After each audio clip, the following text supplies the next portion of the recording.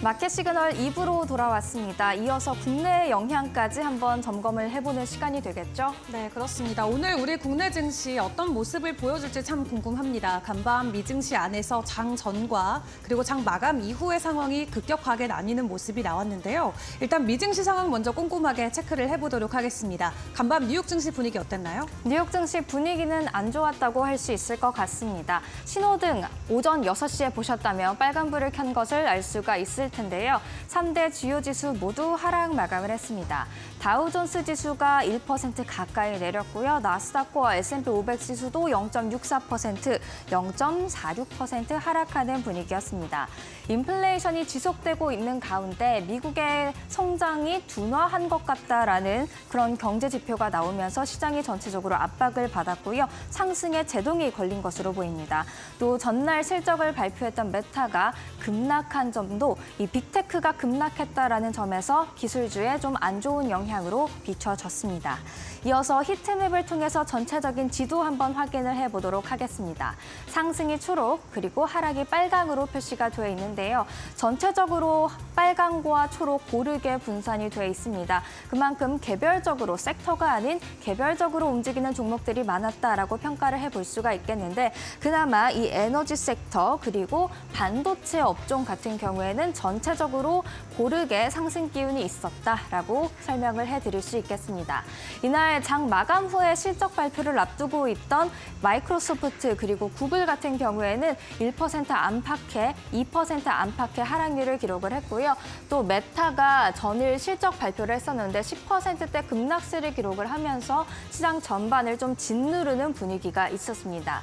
애플은 0.53% 상승 마감을 했고요. 그리고 엔비디아 같은 경우에도 다시 3% 오름세를 보였습니다. 이러면서 주당 800달러대로 다시금 올라왔는데요. 최근 엔비디아 주가 추이를 보면 800달러가 올라왔다가 내려갔다가 올라갔다가 내려갔다를 반복을 하고 있습니다. 그만큼 이 가격 수준에서 지금 엔비디아를 매수하고자 하는 대기 수요가 많다는 것을 생각을 해볼 수가 있겠습니다.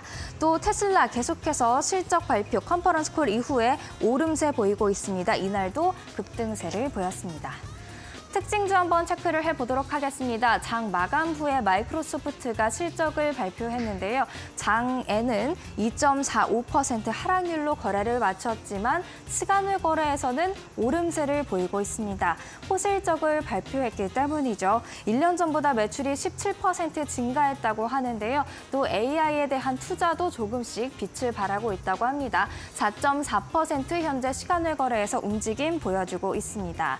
이어서 알파벳도 한번 확인을 해보시죠. 구글의 모회사가 바로 이 알파벳인데요.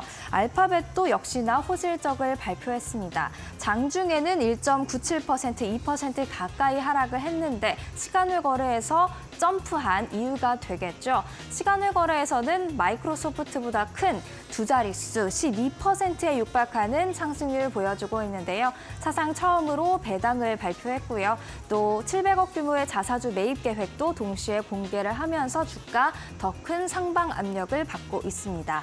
이어서 확인해볼 특징주 인텔이 되겠습니다. 인텔도 실적을 공개했는데요. 매출이 예상치를 하회했습니다. 물론 주당 순이익 같은 경우에는 예상치보다 높게 나왔지만 매출이 하회하면서 좀 전반적으로 심리가 안 좋았고요. 게다가 가이던스까지 약하게 나가면서 시간외 거래에서는 하락세를 보이고 있습니다. 인텔 현재 주가 발표하자마자 실적 발표하자마자 7.6% 급락하면서 하락률 보여주고 있습니다.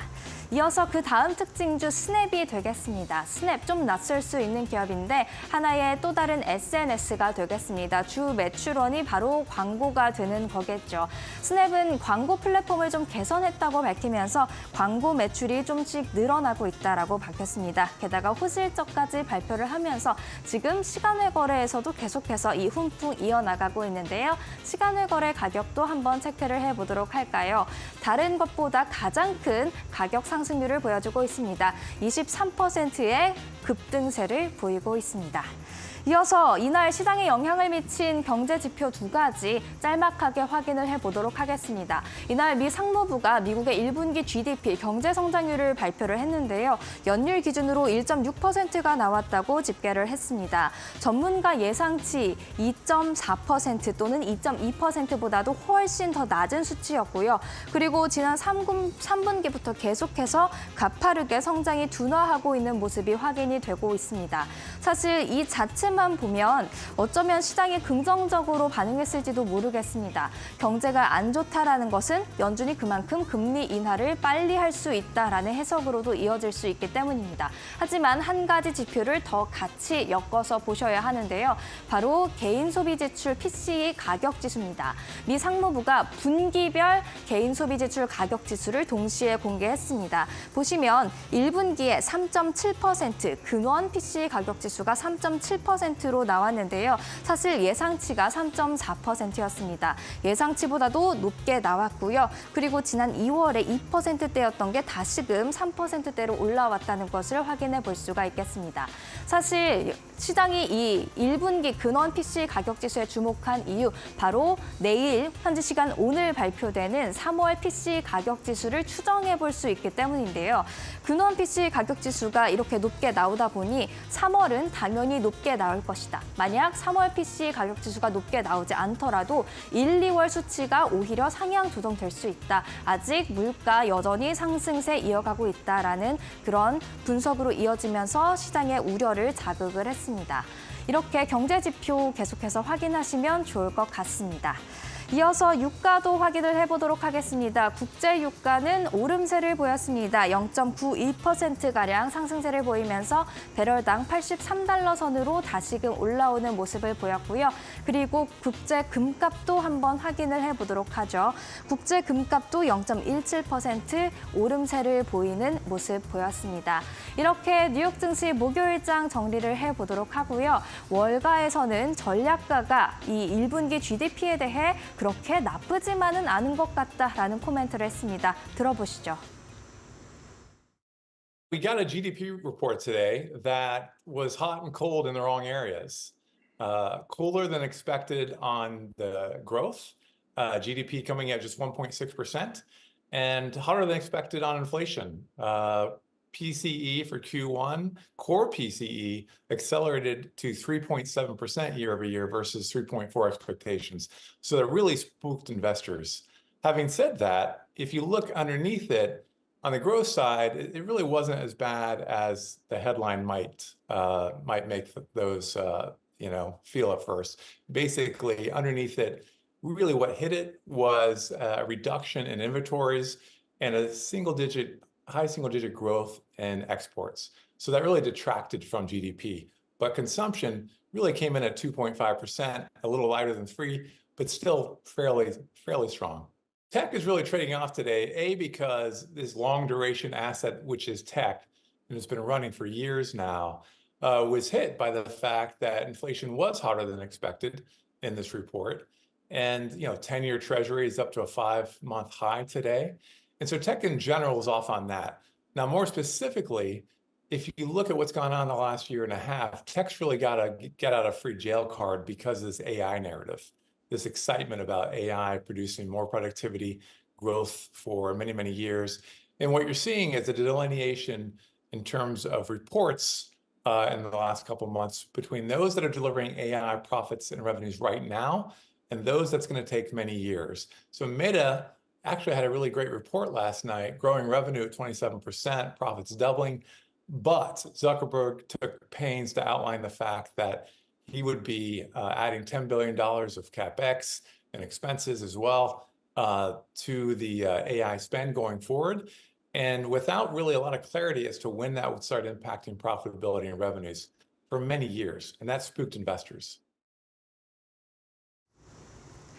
네, 혼란스러운 미국 시장 가운데 오늘 우리 증시의 분위기는 어떨까요? 시장 외에 전해졌던 소식들과 미국 증시발 호조 혹은 악재로 인해서 변동성이 나올 종목들은 어떤 것들이 있을지 미리 체크를 해보도록 하겠습니다. 크게 4가지 종목 확인을 해보도록 할 텐데요. 2가지는 어제 해외에서 전해졌던 소식들로 인해서 오늘 우리 증시에서 변동성을 줄 수 있는 종목들, 그리고 나머지 2가지는 시간외에서 강한 상승을 보였던 종목들 위주로 확인을 해보도록 하겠습니다. 첫 번째로는 2차 전지 관련주들의 흐름을 먼저 파악을 해봐야겠습니다. 어제였죠. CATL에서 소식이 전해졌습니다. 완충을 하면은 1000km를 주행할 수 있는 배터리가 출시된다고 합니다. LFP 배터리를 기반으로 하는 것으로 확인이 되고 있고요. 이 LFP 배터리는 한국보다도 중국이 훨씬 더 먼저 선점을 하고 시장을 장악을 하고 있습니다. 이 배터리 같은 경우도 오는 2026년까지 시장 침투율이 50% 가까이 증가할 것으로 전망치가 나오면서 국내 기업들도 발빠르게 움직임을 보여주는 모습인데요. 그럼에도 CATL에게는 아직까지는 기술력 면에서 많이 미치지 못하는 모습을 보여주고 있습니다.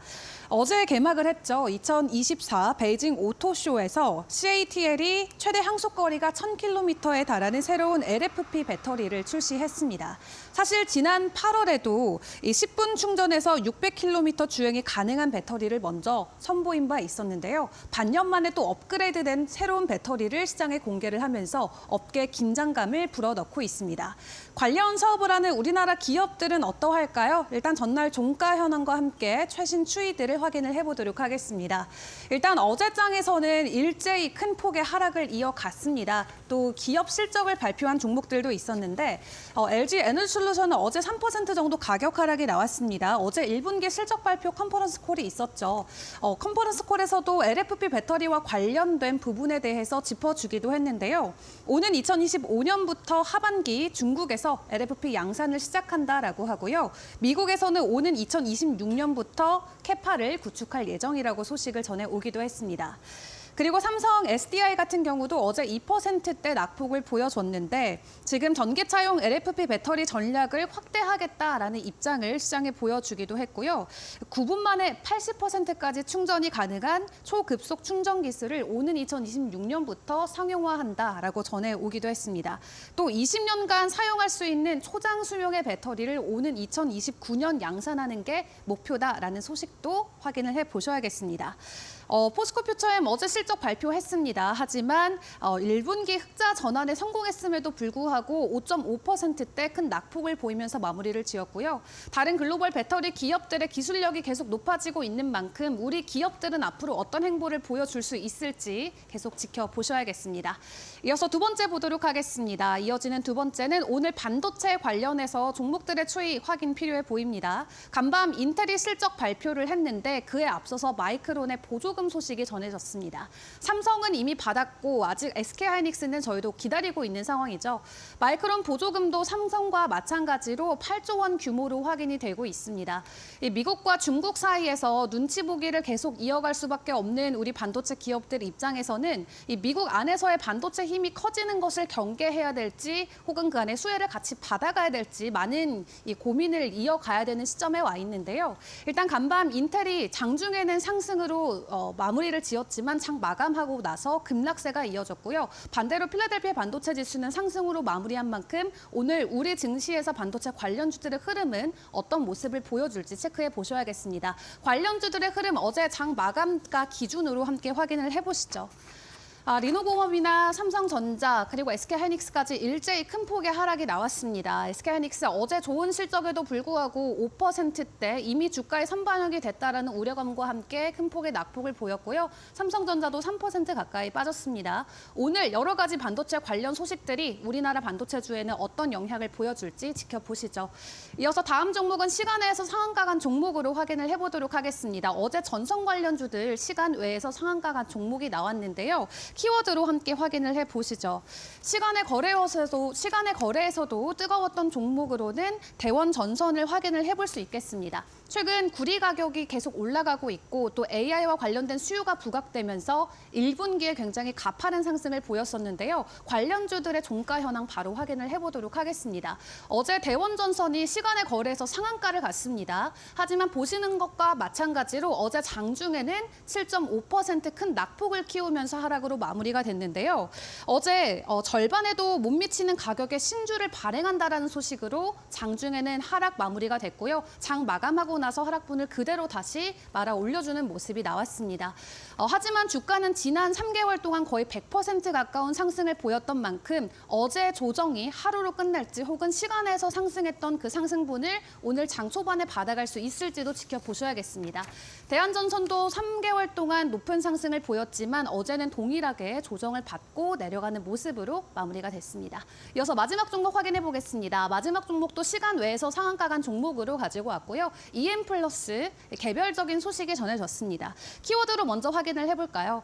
국내 탑티어 셀 메이커의 러브콜을 받고 어제 장 마감 이후에 상한가에 직행을 했습니다. 배터리 제조사인 셀 메이커가 현재 EM플러스가 개발적으로 개발하고 있는 제품에 대한 사용 승인을 획득했다라고 합니다. 이 비용으로 개발된 제품은 향후 정식 공급을 거쳐서 최종적으로는 유럽계 프리미엄 완성차 업체 차량에 탑재될 전망이다라는 소식이 전해졌고요. EM플러스가 개발한 실리콘폼 같은 경우는 주로 각형이나 원통형 배터리에 들어가고 화재라던가 불꽃을 억제하는 이 폭발 사고를 방지해주는 역할로 확인이 되고 있습니다. 추가적인 수주 소식으로 더 큰 상승을 장중에 보여줄 수 있을지 기대해 보셔도 좋을 것 같고요. 장 전에는 어떻게 마무리가 됐는지 가격 함께 확인해 보시죠.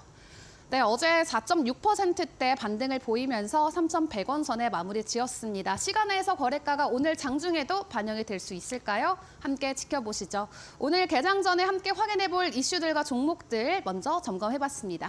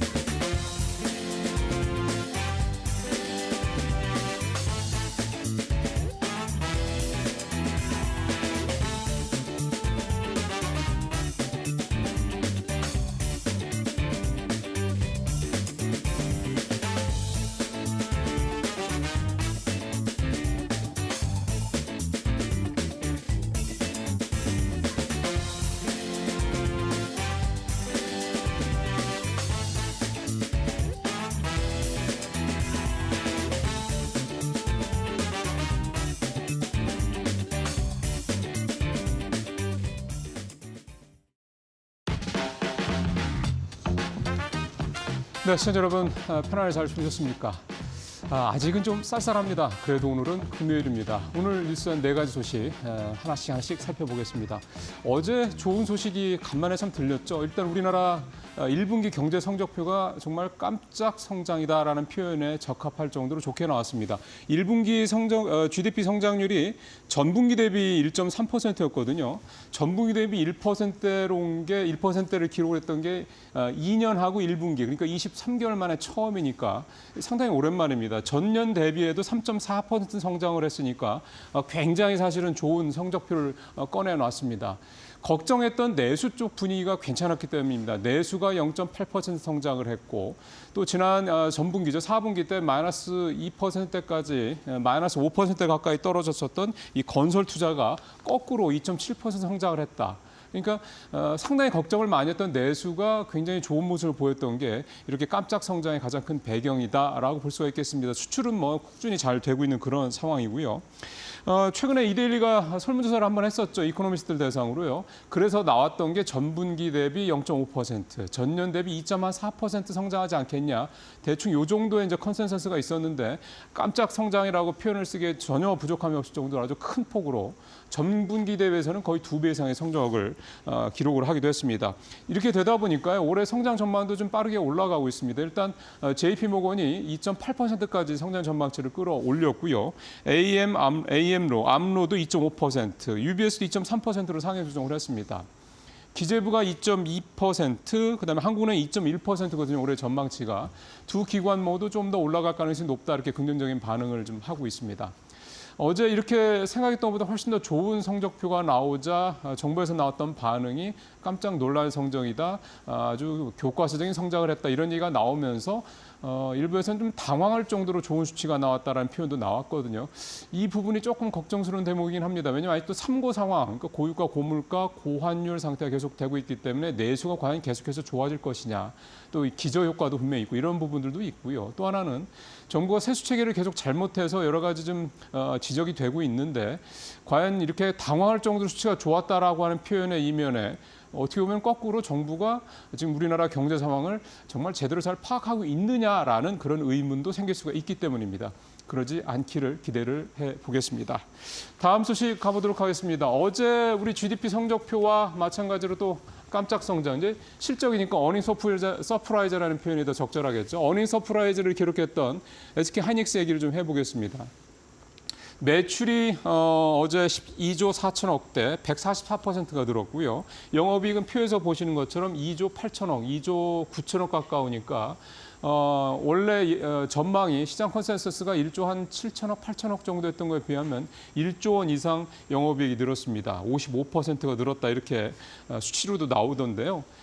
생각했던 것보다 SK하이닉스 실적이 굉장히 좋습니다. 반도체가 좋을 거라고 예상을 했는데 뚜껑을 열어보니까 더 좋을 거다. 이렇게 되면 이제 삼성전자 실적 발표할 텐데 삼성전자 1분기 실적도 지난번 잠정실 발표보다 더 좋을 수도 있다. 뭐 이런 얘기도 그래서 좀 나오고 있는 것 같고요. 이렇게 좋았던 가장 큰 이유는 파는 것도 잘 팔렸고 팔리는 물건의 가격도 굉장히 많이 올랐기 때문입니다. 디램 한 20%, 그다음에 낸드도 한 30% 정도 단가가 올랐고요. 또 HBM이라고 그러죠. 이제 고대역폭 메모리를 중심으로 비싼 제품이 많이 팔리고 있습니다. 뭐 AA 용 이 데이터 센터가 크게 늘어나는 등등등 여러 가지 시장 상황 좋다. 이거는 뭐 이미 여러분께서도 잘 알고 계시는 내용이기 때문에 뭐 더 말씀은 드리지 않겠습니다만 특히 이제 HBM 같은 이런 비싼 또 낸드 중에서도 좀 고가 제품들이 많이 팔고 있다는 게 무엇보다도 긍정적인 부분이다 볼 수가 있겠고요. 어제 하이닉스 실적 발표하는 날 이 시기와 동시에 또 최태원 SK 회장이 젠슨왕 엔비디아 CEO와 만났다는 얘기도 좀 전해졌거든요. 둘이 만났다. 여러 가지 의미를 좀 해석을 해볼 수가 있을 텐데 일단 엔비디아와 SK하이닉스와 그다음에 대만의 TSMC가 이른바 삼각동맹으로 지금 협력을 하고 있다는 건 여러분들도 잘 아실 겁니다.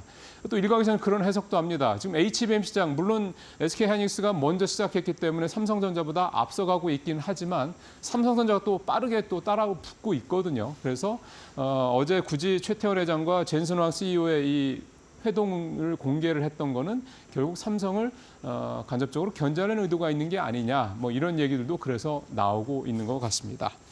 자, 다음 소식 넘어가 보겠습니다. 요즘 시장 얘기 계속해서 좀 말씀을 드리고 있는데요. 사실 이번 4월 달은 워낙 대형 악재가 두 개나 동시에 터졌습니다. 미국의 금리 인하 시기가 더 지연될 것이다라는 게 사실 이제 기정사실화가 된 거고요. 오늘 GDP는 좀 떨어졌지만 PC 가격 지수가 상당히 좀 높게 나온 걸 봤을 때는 어쨌든 인플레 상황이 계속되고 있어서 쉽게 금리 인하 선택을 하기가 좀 어려운 상황 계속되고 있고요. 그러다 보니까 이런 뭐 지정학적 리스크에다가 이런 금리나 지연 이런 악재들이 터지니까 계속해서 뭔가 시장을 확실하게 끌고 가는 주도주가 좀 나오질 않고 있습니다. 그러다 보니까 이번 달에 좀 계속해서 좀 상승을 했다가 다시 내려갔다 이런 종목들을 살펴보면 반도체, 배터리, 그다음에 금융주 뭐 이런 식으로 이렇게 좀 순환매를 하고 있는 그런 상황들이 좀 나타나고 있거든요. 순환매라는 거는 뭐 말씀드린 대로 딱히 뭐 시장을 이렇게 확 끌고 갈 만한 그런 주도주가 없다 이런 얘기도 되는 거고 시장에 악재가 많기 때문에 장기적으로 뭐 길게 가지 못하는 소위 말하는 히트앤드런 투자를 할 수밖에 없는 상황이다 이런 어떤 이유도 될 수가 있겠습니다. 자, 그렇다면 이제 순환매를 계속 도는 거기 때문에 다음 순환매 주자는 누가 될까요? 이제 이데일리에서 전망을 좀 해봤는데요.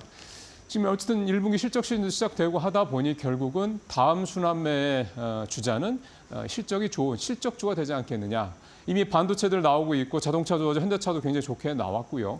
조선주도 좀 좋게 보고 있고 전력기계주도 상당히 좀 좋게 나오고 있다. 이런 얘기들이 계속 나오고 있기 때문에 결국은 좀 시장을 좀 좁게 보시면서 실적이 좋게 나온 그런 기업들 중심으로 보시는 게 상당히 좀 중요하지 않겠냐 그런 생각이 듭니다. 뭐 이를테면 각계 약진 상황이 계속될 수밖에 없겠다. 당분간은 뭐 워낙 큰 악재들이 아직 해결이 안 된 상황이기 때문에 이런 것들을 좀 감안하면서 투자는 조금 칼을 세게 강도를 조금 낮추실 필요가 있지 않겠냐 생각을 해봅니다. 오늘 마지막 소식은 엔터주 얘기를 좀 해보도록 하겠습니다. 보통 봄에는요 엔터주들이 분위기가 좋습니다. 왜냐하면 기존 멤버들이 사실 이제 새 앨범을 내면서 컴백하기도 하고요. 신인 그룹들 또는 신곡들 나오기 때문에 전반적으로 봄 시즌에는 엔터주들이 주가가 분위기가 좋았는데 올해는 하이브 때문에 그렇지 못합니다. 뭐 이른바 엔터주 투심에 제동이 걸렸다. 이제 그렇게 이제 제목에서도 표현을 좀 하고 있는데요. 어제 엔터 관련주들 하이브만 강보합권이었고 YG, JYP, SM 모두 다 떨어졌습니다. 하이브도 역시 지금 이제 이 어도비 사태 때문에 고려운 상황이긴 합니다만 22만 원대 중반까지 올라갔던 게 지금 21만 원대 초반까지 떨어진 상태고요. 물론 미니진 사태라고 하는 대형 악재에 비해서 주가가 선방하고 있긴 합니다만은 어쨌든 별로 좋지 않은 모습이 나타나고 있습니다.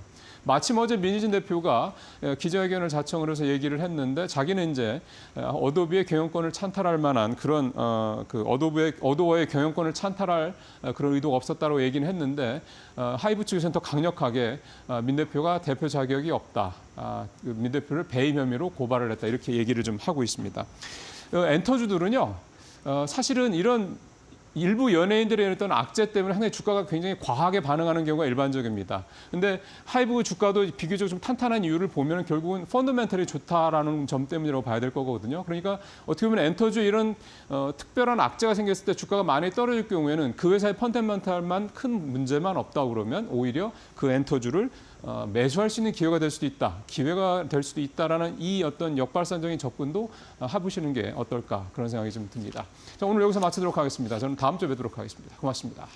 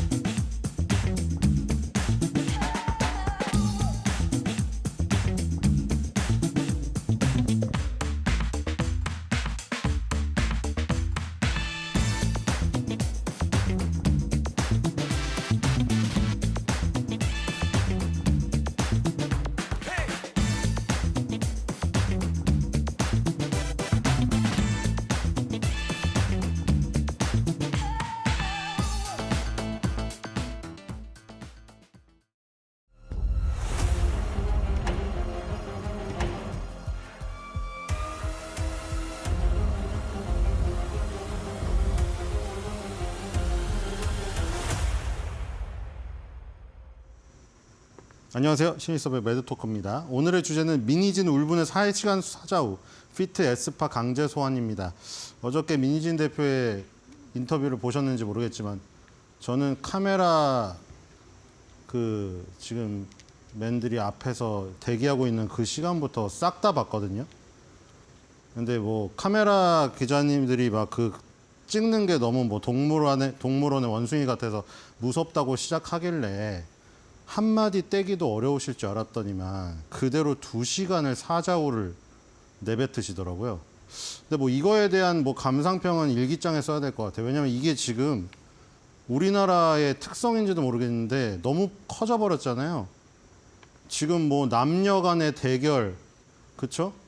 직장인과 자영업자의 대결, 나이, 세대 간의 대결로 지금 커져가지고 완전히 또 국민이 반으로 갈렸습니다. 이거 맨날 이러는데 우리나라는 이슈만 터지면은 이 조그만 나라에서 다 완전 국민들이 반으로 갈려가지고 댓글에서 전쟁을 거기다가 온갖 스트레스를 다 풀고 있기 때문에 그런 소용돌이에 휩쓸리기가 싫습니다. 어쨌든 거기서 중요한 거는 지금 두 가지인 것 같아요. 하이브에게 있어서 그럼 뉴진스라는 존재는 지금 누가 봐도 중요한데 뉴진스에 어떤 문제가 생겨서 하이브의 주가에 악영향을 줄 것인가? 혹은 거기서 더 판을 키워서 지금 뭐 그런 분석이 많이 나오고 있잖아요. 지금 리니지 라이크류 게임을 다들 아시잖아요. 지금 뭐 NC 소프트의 주가는 한없이 곤두박질 치고 있는데 우리가 한때 엄청나게 태평성대를 누리던 태평성대라는 게 사실 그 태평성대가 아니었던 거죠. 하지만 거기서도 그럴 수밖에 없었던 거예요. 그러니까 예를 들어서 리니지 뒤에다가 이름만 바꿔가지고 S니 L이니 뭐 붙여가지고 계속 내놓으면은 사람들이 돈을 써주고 린저씨니 린린이니 돈을 퍼부어 주는데 뭐하러 다른 게임을 개발하겠어요. 그러니까 리니지 라이크류를 만들다가 지금 어떻게 됐나요? 지금 완전 나락을 갔잖아요. K게임이. 그래서 혹시나 이런 뭐 뉴진스 카피캣 때문에 뭐 다 비슷한 그룹이 나와가지고 만약에 K-팝이 이미지가 완전히 소진돼 버린다고 하면은 K-게임처럼 되는 것도 지금 그렇죠? 시간 문제니까 이건 심각한 거죠. K-팝도 없어지고 K-게임도 없어지고 그럼 이제 K-라면만 남는데 불닭볶음면도 그럼 다 벗겨버리면 만약 K-라면도 없어지는 거예요. 그러니까 어떤 분야든 이 카피캣이 설치게 되면은 굉장히 힘듭니다. 근데 뭐 어제 뭐 보면은 이게 군중 심리인지 업계 마케팅인지 업계 마케팅 아니겠죠? 옷이 다 팔렸습니다. 그렇죠? 대표가 입고 나온 옷이죠. 뭐 신창원 때도 그렇고 뭐 워낙 우리나라 역사가 깊습니다. 뭐 나오면 다 팔려요. 근데 뭐 사실 이 경기도 어렵고 장사도 안 되는데 이렇게라도 저 기업에 옷이 팔린다면 좋은 거 아니겠습니까? 근데 저 옷이 비쌉니다. 7만 원짜리니까요. 어쨌든 간에 뭐 솔드아웃 됐습니다. 이 정도로 뭐 핫한 거고.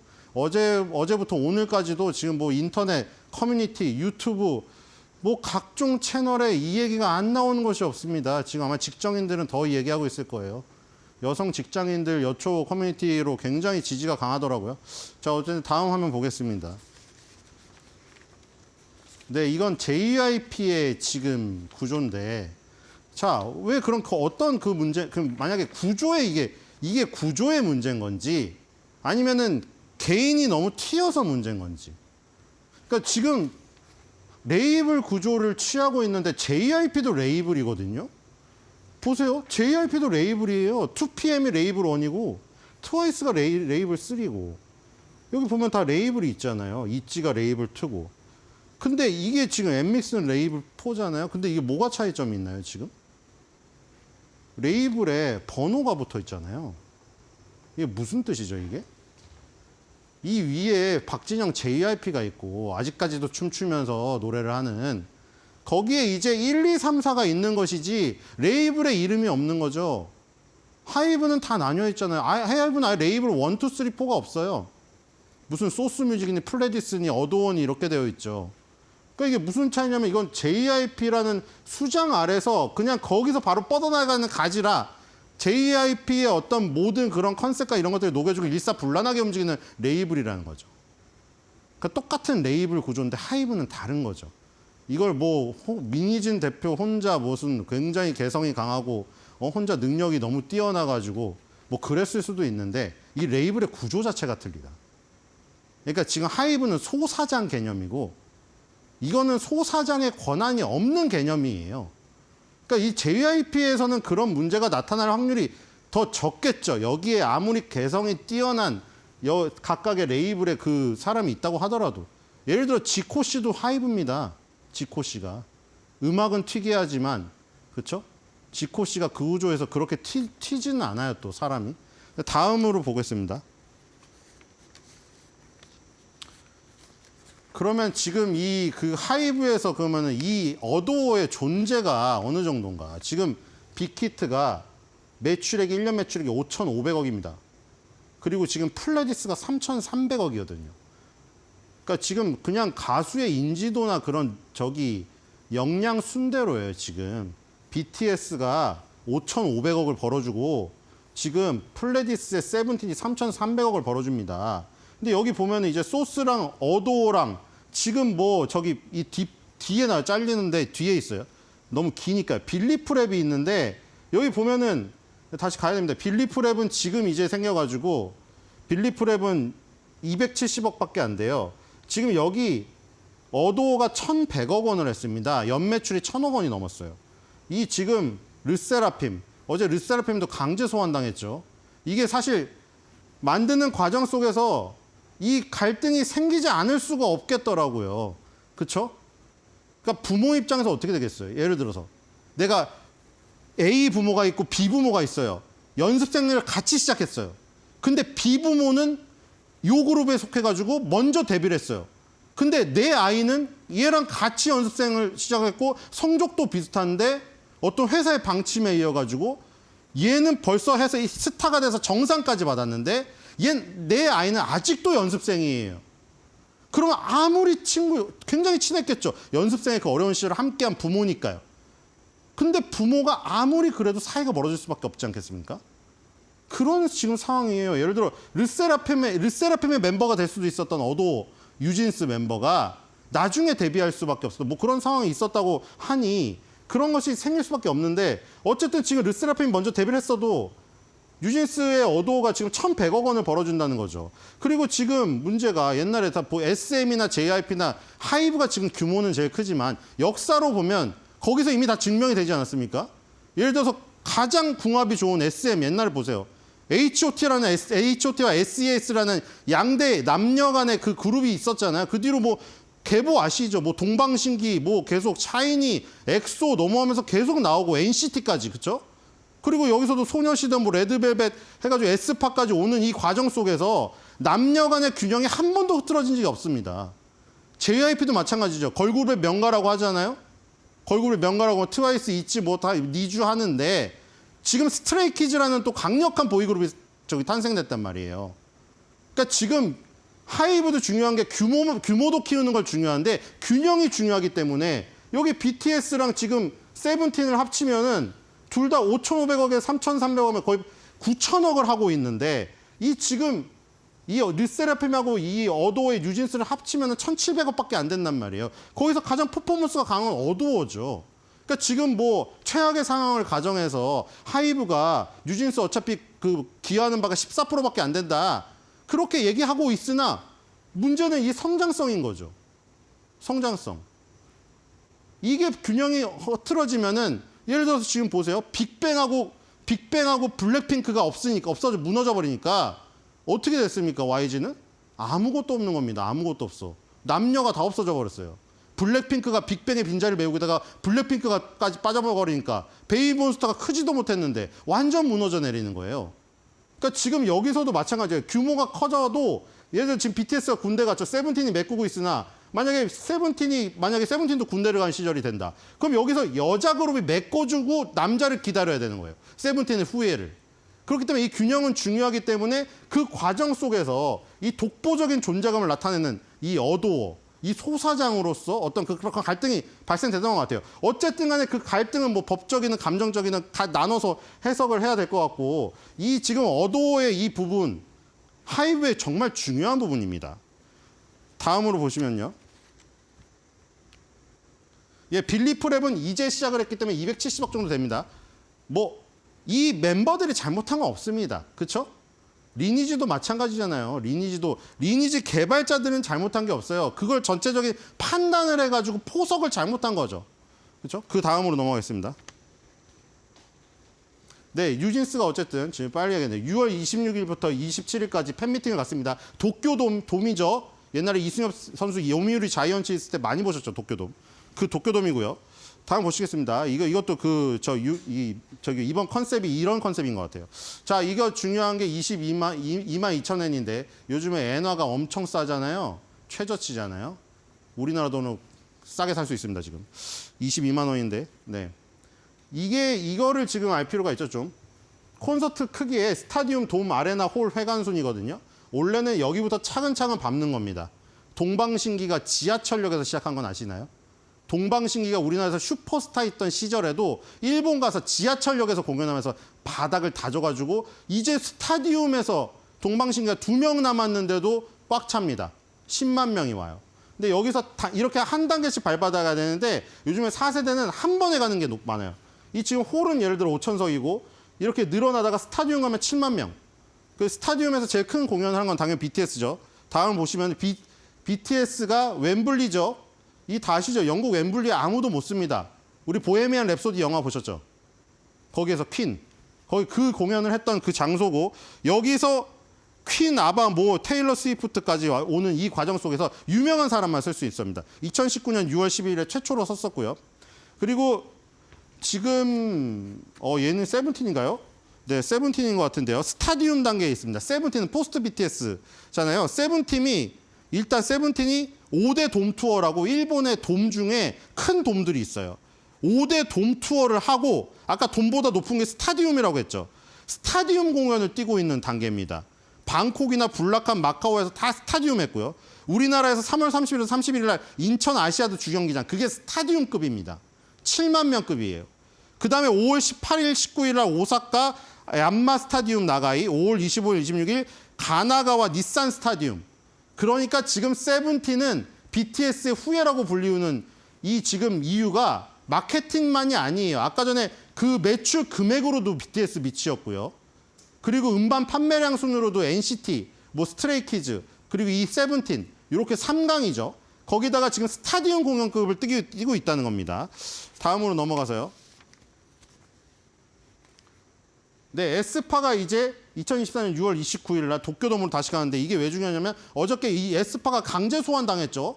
어쩔 수 없이. 워딩을 하긴 그런데 뭐 에스파 뭐뭐 할 수 있어 이렇게 보낸 카톡이 공개됐죠.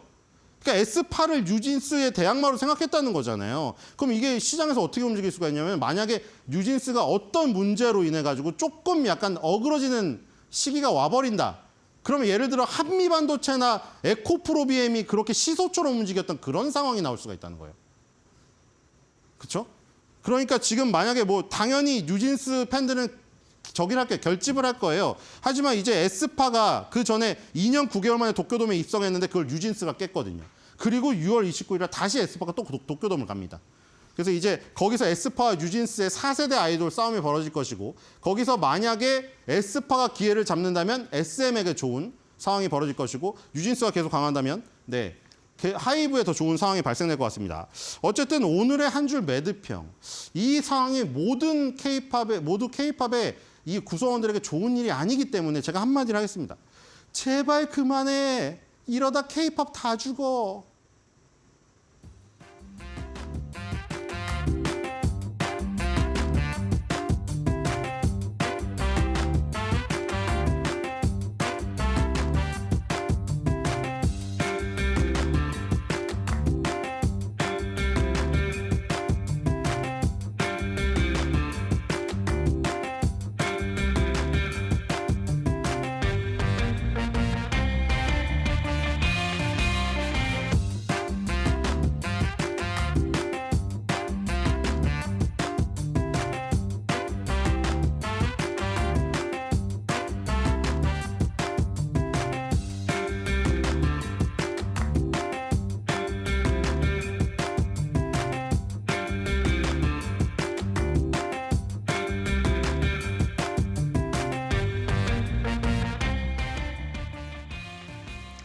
네, 간밤 미증시에서 확인됐던 스태그플레이션의 우려 그리고 빅테크들의 실적으로 인해 엇갈린 주가의 방향성, 오늘 우리 증시에는 어떻게 반영이 될까요? 개장 전략 확인해 보셔야겠습니다. 5인의 투자 전략입니다. SK증권 2000지점 서영원 차장 오늘 우리 증시 하락 전망하고 있습니다. 다올투자증권 영업부 이성홍 차장도 하락으로 전망하고 있고요. 바로자산운용 SF팀 윤정식 상무이사는 보합권, 유진투자증권 서울WM센터 김지균 선임 매니저는 상승으로 전망하고 있습니다. 신한투자증권 부산금융센터 이호석 차장도 오늘 보합권 출발 예상하네요. 이어서 관심주 보도록 하겠습니다. 서용원 차장은 현대건설 관심주로 주셨고요. 이성홍 차장은 한국타이어앤테크놀로지, 윤정식 상무이사는 SK하이닉스, 김진규 선임 매니저는 삼화전기, 마지막으로 이호석 차장은 마이크로 투나노 관심주로 제시해 주셨습니다. 네, 그럼 오늘 두 분의 전문가 화상으로 연결해서 개장 전략 세워보도록 하겠습니다. 서용원 SK증권 이첨지전 차장님, 이성웅 다올투자증권 영업부 차장과 이야기해보도록 하겠습니다. 안녕하세요. 네, 안녕하세요. 네, 오늘 일단 하락으로 전망을 해주셨는데 먼저 서 차장님 먼저 의견을 여쭤보도록 하겠습니다. 오늘 개장 어떻게 보실까요? 네, 우선 미국 증시가 좀 하락을 했기 때문에 오늘 우리나라 시장도 좀 약세가 좀 이어지지 않을까라고 예상을 하고 있는데요. 우선 미국의 1분기 GDP가 예상치를 좀 크게 하회하는 모습들이 나타나줬습니다. 2.4%를 예상했는데 1.6% 성장을 기록했고, 1분기 PC 가격 지수는 오히려 예상치를 웃도는 모습들이 나타나주면서 물가는 오르고 경기 침체가 이루어지는 스태그플레이션에 대한 우려감이 우리나라 시장에도 좀 영향을 줄 것으로 예상을 하고 있습니다. 하지만 현재 메타 실적이 발표가 되고 난 다음에 본장에서 크게 하락했지만 당 마감 후에 알파벳 실적이 발표되면서 메타가 9% 안정세를 좀 상승을 좀 보여주고 있고, 엔비디아나 AMD 같은 경우도 시간에서 좀 반등을 해주면서 지금 현재 미국 나스닥 선물이 강하게 상승을 하고 있다는 점에서는 낙폭을 좀 제한하는 이런 모습들도 이어질 가능성도 있지 않을까라고 생각을 하고 있습니다. 하지만 현재 우리나라 시장의 자체적인 모멘텀을 살펴본다라면 코스피 지수는 좀 저점 박스권에 좀 갇혀 있는 상태라고도 볼 수 있겠고요. 최근 들어서 외국인들의 수급들이 계속 매도세로 좀 이어지고 있고 환율이 좀 안정은 찾긴 했으나 여전히 1,300원 중반대에 좀 머물러 있으면서 외국 자본들에 대한 부담감이 좀 작용을 하고 있는 상황이기 때문에 강하게 좀 움직이는 쉽지 않을 것으로 예상을 하고 있습니다. 일단은 지금 상황에서는 좀 시장에 대한 전반적인 분위기는 좀 쉬어가거나 좀 조정을 좀 염두에 두고 좀 대응을 해나가 보시는 게 좋지 않을까 싶고요. 1분기 실적에 좀 맞춰서 좀 종목 포트를 좀 구성하시는 게 낫지 않을까라고 예상을 하고 있습니다. 네, 환율뿐만 아니라 스태그플레이션에 대한 우려와 함께 일단 오늘 우리 증시 상승 모멘텀 부족할 수 있다. 종목 대응을 해보자 말씀을 해주셨고요. 이어서 이성홍 차장 의견도 여쭤보도록 하겠습니다. 동일하게 하락 전망이었는데 어떤 포인트 확인해 볼까요? 네, 하락이지만은 약간의 좀 약보합세 정도의 그런 상황이라고 볼 수 있겠고요. 전체적으로 이제 이 스태그플레이션 우려가 좀 나온 상황에서 이 환율에 의한 외국인들의 이 이탈에 대한 우려감은 오늘도 좀 지속될 가능성이 있다라고 좀 생각이 되고 있습니다. 여기에 좀 시장에 대한 어떤 주도주가 지금 뚜렷이 지금 소강 상태이기 때문에 이 방향성을 잡기가 좀 힘든 상황이지 않을까라고 좀 생각이 되고 있고요.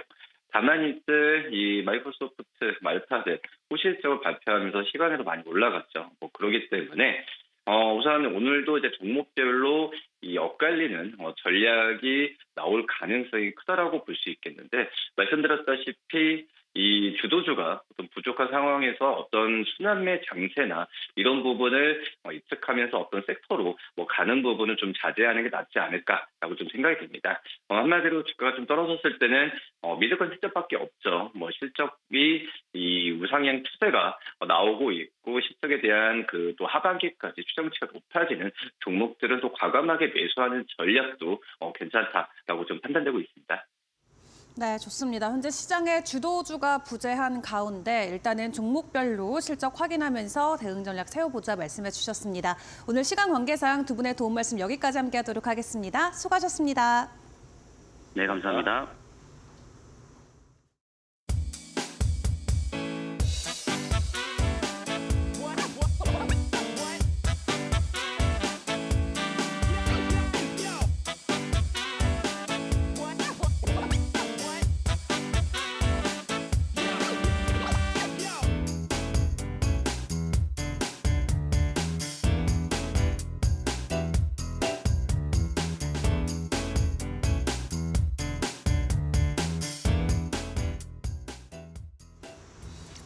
국내 증시 개장 전략까지 확인을 해보고 왔습니다. 마켓 시그널은 이제 맞춰야 될 시간이 다가왔죠? 네, 그렇습니다. 일단 확인해 본 대로 전반적으로 증시가 얼어붙을 수 있는 환경이 조성이 됐습니다. 그럼에도 불구하고 실적에 따라서 희비가 엇갈릴 수 있다는 부분, 우리가 어떤 전략을 챙겨가야 되는지 다시 한번 체크해 볼 수 있는 포인트였습니다.